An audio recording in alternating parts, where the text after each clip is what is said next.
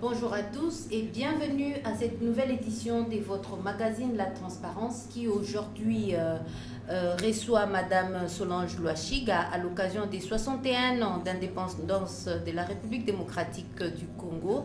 Avec elle, nous allons parler de l'aspect genre 61 ans après l'indépendance de la République démocratique du Congo. À quel niveau se trouve les secteurs du genre? Madame Solange Lwachiga est secrétaire exécutive du caucus des femmes pour la paix au Sud Kivu. Bonjour madame. Bonjour. Et bonne fête d'indépendance. Merci à vous autant. Merci de nous suivre sur 89.3 MHz en direct de Bukavu sur la radio Sven. Et si vous nous suivez ailleurs à travers le monde, merci de cliquer sur www.svenmediab.info. Et bonne fête d'indépendance à tous les Congolais répartis à travers la planète Terre. Aujourd'hui, Madame Solange Lwachiga, 61 ans après l'indépendance, que pouvons-nous retenir de l'aspect genre en République démocratique du Congo? Est-ce que nous avons avancé? Est-ce qu'on a reculé? Est-ce que nous faisons du surplace? À quel niveau sommes-nous? Merci beaucoup pour la question. Quand nous parlons de l'aspect genre, depuis l'indépendance de la République démocratique du Congo jusqu'à aujourd'hui, nous essayons de questionner comment est-ce que les rôles et attributions ont été ménagés, où ce secteur a évolué au niveau de la RDC depuis 1960.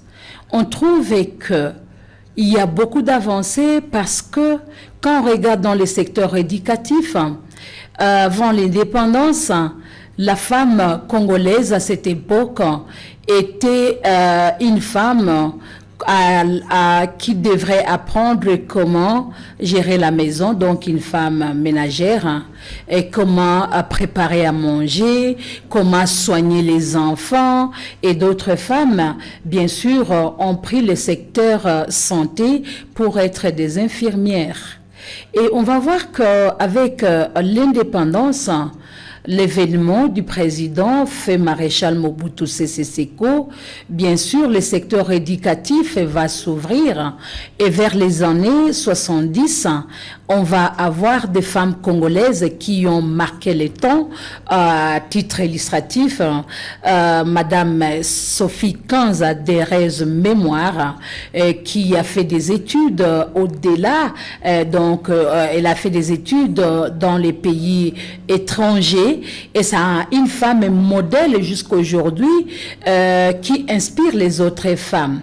Bien sûr qu'avec cette évolution-là, les femmes zaïroises, avec l'émancipation de la femme zaïroise à l'époque de Mobutu, où Mobutu va montrer que la femme est une actrice clé dans le développement du Zaïre. À cette époque, la femme va essayer de se taper une image dans le pays. Malheureusement, certaines femmes vont comprendre d'une manière, comment je vais dire, d'une manière ou d'une autre, cette question d'émancipation de la femme zaïroise, mais la femme va voir s'inscrire au niveau des études. Elle va entamer des sections comme des sections au-delà, des sections qui étaient jadis réservées aux hommes. Elle va faire par exemple la science. Quand on parle de la science, on voit aussi les mathématiques, la technologie. Aujourd'hui où nous sommes, il y a des femmes qui ont fait preuve de leurs compétences. Quand nous prenons l'exemple de la femme qui a inventé le robot pour régler la circulation routière à Kinshasa, et même il y a un exemple au fer rouge, quand on voit des femmes qui sont dans les nouvelles techniques, technologies de communication et de l'information. Aujourd'hui, vous-même, vous êtes là comme journaliste, madame. Ce travail des journalistes était jadis réservé aux hommes. On regarde que s'agissant des rôles attribués aux femmes, les femmes congolaises actuellement, jadis congolaises, zaïroises, les femmes se sont lancées en politique. En politique, et pour dire qu'elles ont aussi ces capacités de se faire élire, ces capacités d'être nommées à différents postes de responsabilité. Et aujourd'hui, nous avons des femmes chefs de village. Vous savez que le village, c'est une entité coutumière. Et s'agissant des coutumes, ça, c'est le pouvoir réservé aux hommes dans les temps. Mais aujourd'hui, vous voyez que même les lignées coutumières commencent à comprendre que une entité coutumière peut capitaliser aussi les compétences des femmes. Nous voyons qu'au niveau des ménages, parce que nous parlons de genre, vraiment, les rôles, les considérations, il y a des familles qui ont compris que les enfants filles et les enfants garçons doivent être traités de la même manière. S'agissant des travaux domestiques, il y a des familles où il y a un programme. Le garçon va torchonner aujourd'hui, la fille demain et vice versa. Il y a des filles des garçons qui préparent à manger, qui font la lessive. Moi, je suis un exemple. J'ai des garçons universitaires qui préparent. J'ai un garçon avant d'aller à l'auditoire, il torchonne d'abord la maison. Et ça, il ne doit pas attendre ça de moi, et donc il se réveille, il le fait d'une manière spontanée. S'agissant de ces questions genre, nous regardons aussi par rapport à la législation, parce que avec tous ces programmes, émancipation de la femme zaïroise, avec la politique qui évolue, il y a aussi des normes législatives qui s'installent. Et donc, il y a aujourd'hui des lois, bien sûr, qui promeuvent l'égalité entre les hommes et les femmes, et toutes ces lois pour lutter contre les violences basées sur le genre et toute forme de discrimination à l'égard de la femme. Et on trouve aujourd'hui qu'on peut monter par exemple à Cabaret avec la présence des organisations de défense des droits des femmes sous la tutelle de la division du genre, ministère du genre, avec les partenariats des médias. Les femmes connaissent leurs droits, certaines femmes, et les revendiquent. Ce qui montre que vraiment, il y a un élan, il y a une évolution, si nous essayons de comparer de 1960 jusqu'à aujourd'hui. Cependant, quand nous prenons toutes ces années, on a l'impression que ça avance à pas de tortue. Qu'est-ce qui fait cela? Il y a des défis sur le plan politique. Parce que quand nous parlons du genre, nous voyons bien sûr les rôles. Et quand nous parlons de rôle, nous voyons la considération. Il y a la loi qui réglemente, qui donne à tout citoyen, qui lui reconnaît ses droits, qui lui confère aussi des devoirs. Et quand la loi n'est pas respectée, vous allez comprendre que celle qui va souffrir davantage, c'est la femme, parce que même dans le niveau politique, on trouve qu'il y a des décideurs politiques dont leur gouvernance est basée sur les coutumes négatives et donc la socialisation. Et ce qui fait que par rapport à la question, par exemple, de nommer les femmes dans les instances de prise de décision, certains politiciens, décideurs, se cachent derrière des adages comme « on ne va pas donner du pouvoir aux femmes sur un plateau. Il n'y a pas de femmes qui ont étudié. » Moi, je ne peux pas accepter. Depuis l'émancipation de la femme zaïroise, et aujourd'hui, avec le président Félix Tshisekedi, est-ce qu'on est incapable de trouver même 40% des femmes compétentes qui peuvent occuper diverses responsabilités? Et là, c'est là où on trouve le problème de patriarcalisation des institutions. Parce que faire évoluer la question du genre sur le plan social au niveau des familles, les familles vont faire leur travail, mais le politique aussi doit jouer pour capitaliser les compétences des hommes et des femmes pour faire avancer la RDC. Mais face à ces pesanteurs, Madame Solange Lwashiga, les pesanteurs dont vous avez relevé tout à l'heure, comment devrait se comporter la femme pour qu'elle s'implique dans le changement de la société congolaise? Merci. Parler du genre, ça, ce n'est pas un aspect réservé à la seule femme. Ce n'est pas la femme qui doit faire le gros. il y a d'abord le devoir régalien de l'État, c'est-à-dire l'égalité. La Constitution de la République démocratique du Congo consacre l'égalité entre tous les Congolais. Et quand nous voyons la Déclaration universelle des droits de l'homme, article 1er, c'est l'égalité. Et donc, d'abord, l'État congolais a une lourde responsabilité de faire respecter les lois du pays. Comment expliquer que les institutions, les femmes peuvent être représentées à moins de 30% au moment où la Constitution de la République démocratique du Congo, à son article 14, consacre la parité homme-femme? Ça, c'est inadmissible. Il y a l'aspect éducation, dans le domaine de l'éducation. Qui doit faire éduquer ses citoyens et citoyennes? L'État congolais. Le programme dans le domaine de l'éducation.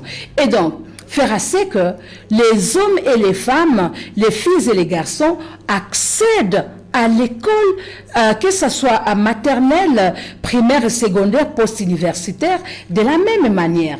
Parce que s'il n'y a pas l'éducation, il y a le développement qui va en souffrir.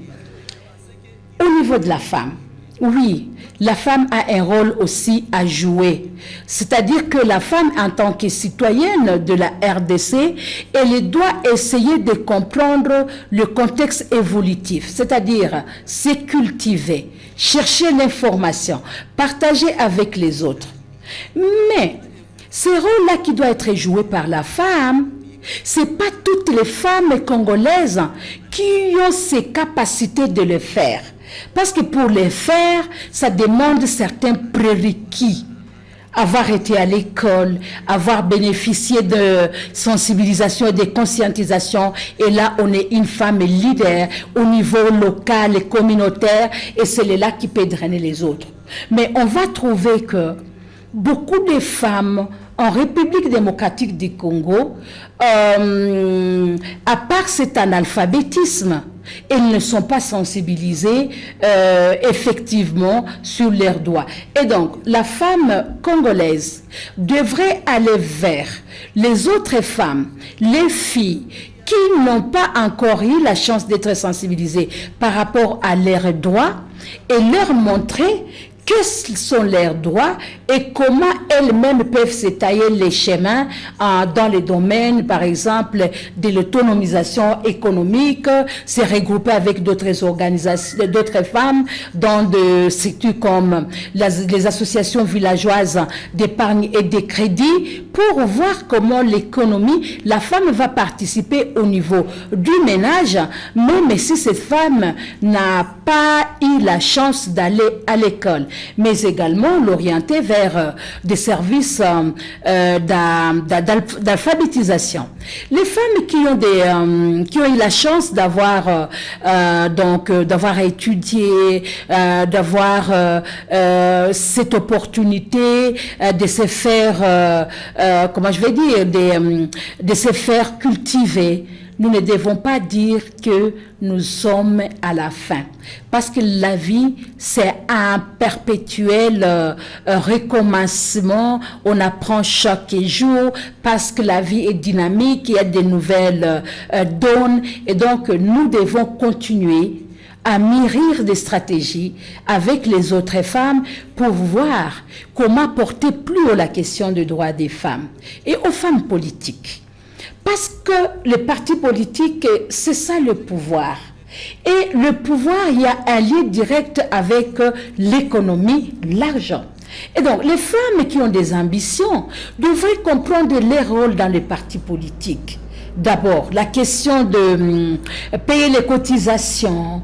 Deuxième chose, c'est constituer des épargnes pour préparer les ambitions politiques en tant que femme potentielle candidate.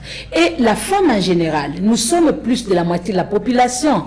Pendant les élections, on nous dit que c'est nous qui votons, et si donc les choses ne marchaient pas ou marchaient moins, c'est la cause des femmes, ce que je n'ai jamais accepté à 30%. Mais nous devons continuer à sensibiliser les femmes et les filles, mais aussi les hommes à comprendre que le vote, un petit bulletin qu'on pose dans l'urne, peut rendre un pays malade, peut rendre un pays sous-développé parce qu'on n'a pas fait le bon choix. Au niveau des ménages, éduquer une femme, c'est éduquer toute une nation. Un président de la République qui n'a pas eu l'opportunité d'être éduqué sur le partage équitable des tâches dans le ménage, qui n'a pas été éduqué sur le respect des femmes, ce n'est pas en étant président de la République qu'il va donner des considérations aux femmes. Et donc le ménage est d'une importance capitale, la famille, la considération des hommes, des filles et des garçons dans les ménages, dans la famille, d'une manière équitable. Puisque Madame Solange, vous avez relevé l'aspect sensibilisation, comment nous avons comme l'impression que c'est seulement à l'occasion de la Journée internationale des droits des femmes que ces campagnes de sensibilisation-là se font et qu'il y a une certaine pesanteur dans les coins, disons-le ainsi, reculés du pays? Pendant la Journée internationale des droits des femmes, ça c'est une période qui est bien connue et dont l'objectif est d'identifier des actions de plaidoyer, des actions de conscientisation en matière des droits des femmes. Et donc ça c'est une période bien spécifique. Parce que si on pense que c'est seulement pendant la période de la Journée internationale des droits des femmes, donc le mois de mars, non. Moi j'ai une expérience depuis 2003 que je suis dans les organisations de défense des droits des femmes. Nous sommes arrivés à Chabunda, à Mwenga, à Fizi. Le caucus des femmes a été la première organisation à rencontrer, après le dialogue de Sun City, le général Dounia, pour aller sensibiliser le général Dounia sur le processus d'épée et lui parler de l'accord global inclusif de Sun City. Vous comprenez que il y a des travaux qui se font, il y a des activités de sensibilisation, des activités d'autonomisation économique de la femme qui se font à travers différents coins de la République démocratique du Congo, différents coins du Sud Kivu, mais on a tendance de croire que les actions se limitent seulement au niveau de la ville. Nous sommes ici sur la radio Svein. Je sais que dès que je quitte ici, je vais avoir des rapports d'écoute. Les gens qui nous ont écoutés et qui vont dire, vous avez bien dit, par rapport au partage des tâches d'une manière équitable aux enfants filles, aux enfants garçons. Et donc, vous savez que c'est un travail de changement de comportement. Et changer le comportement, c'est comme un béton. Pas notre béton d'aujourd'hui, les bétons pendant la période coloniale, ce qu'on a construit, vous voyez que ça existe toujours.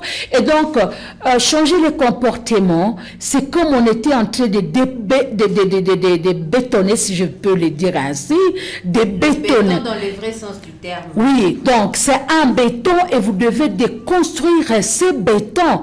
Et donc, le changement de comportement, c'est pas comme des activités humanitaires où tu veux dire à quelqu'un, j'ai besoin d'une maison, en tôle ou en sheeting, et dans un jour, moins de 24 heures, on peut avoir une maison en planche si on a tout réuni. Mais quand vous dites à quelqu'un, écoute, désormais ton garçon va torchonner pendant que ta fille Sophie est en train d'étudier. Ma grand-mère, ma tante, pour qu'elle enlève ça de la tête, il faut que je revienne à mes entreprises et j'explique l'incidence ou les conséquences positives sur cette décision-là, sur l'évolution de sa famille. Et là, moi, je suis convaincue que des choses sont en train d'être faites, mais ce qui décourage, c'est cette faible volonté politique et la patriarcalisation des institutions en République démocratique du Congo. Mais au-delà de toutes les sensibilisations que vous avez faites avec votre organisation, comment expliquer la léthargie de la participation de la femme dans la chose publique? Ok.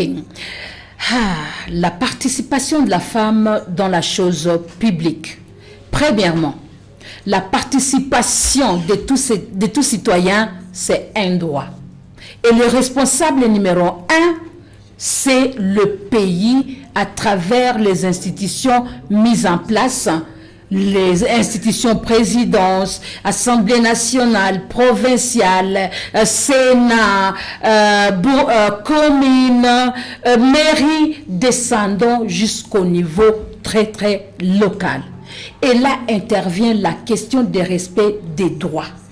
Or, ce n'est pas la femme congolaise qui va faire respecter l'article 14 sur la parité à République démocratique du Congo. Et donc, tu comprends que cette léthargie de participation des femmes, il y a d'abord ces volets qui est vraiment une responsabilité de l'État congolais qui doit faire respecter ses droits, les droits consacrés ou reconnus aux citoyens et aux citoyennes. Au niveau de la femme, bien sûr, il y a une lenteur. Et la lenteur est dictée par le fait que des fois certaines femmes sont découragées.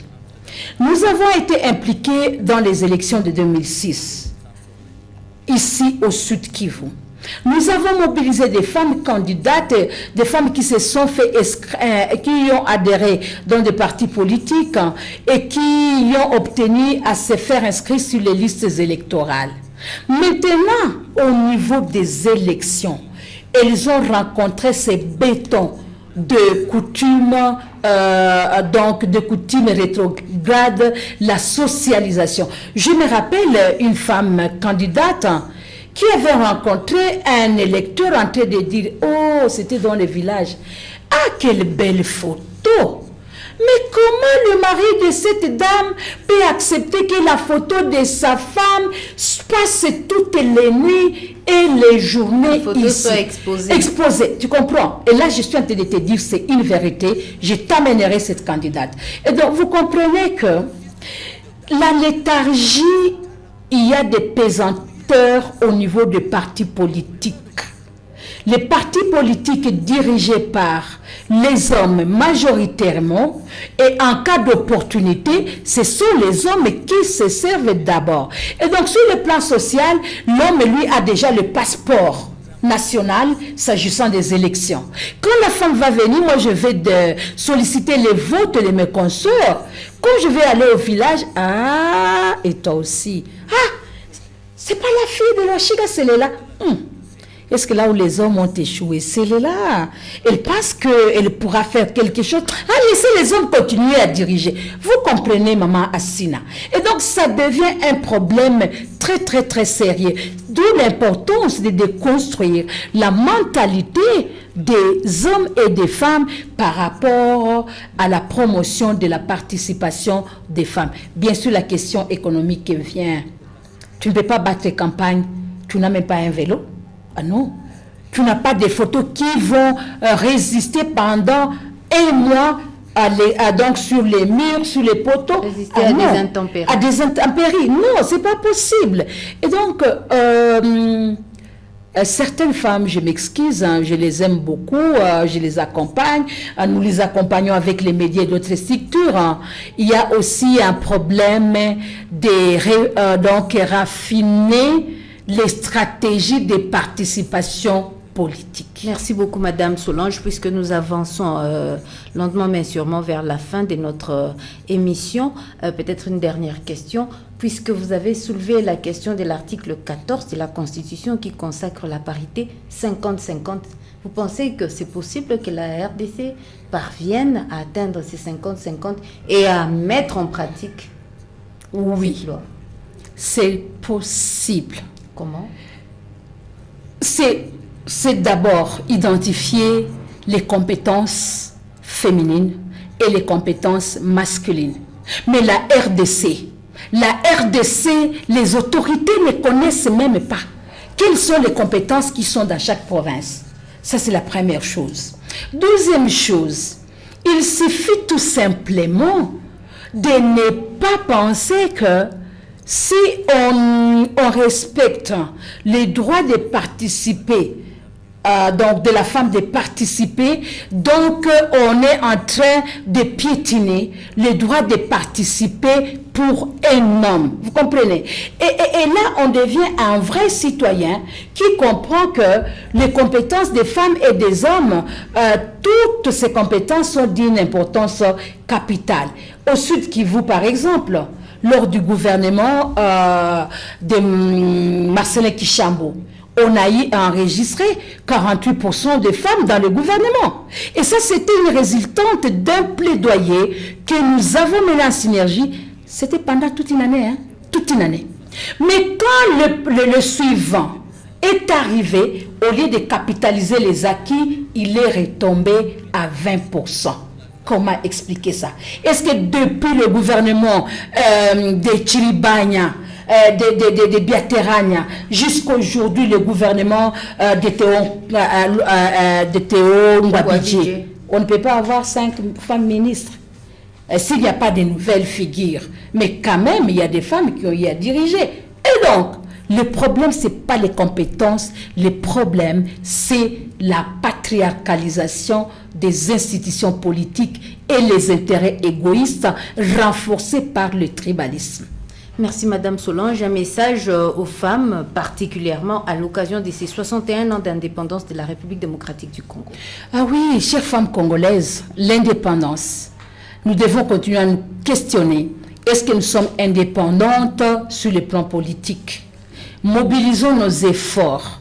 Continuons à étudier les stratégies des positionnements dans les partis politiques et des stratégies d'élection des hommes et des femmes, mais les femmes d'une manière majoritaire, afin d'avoir des femmes capables de répondre aux besoins de la communauté et renforcer ainsi le développement participatif.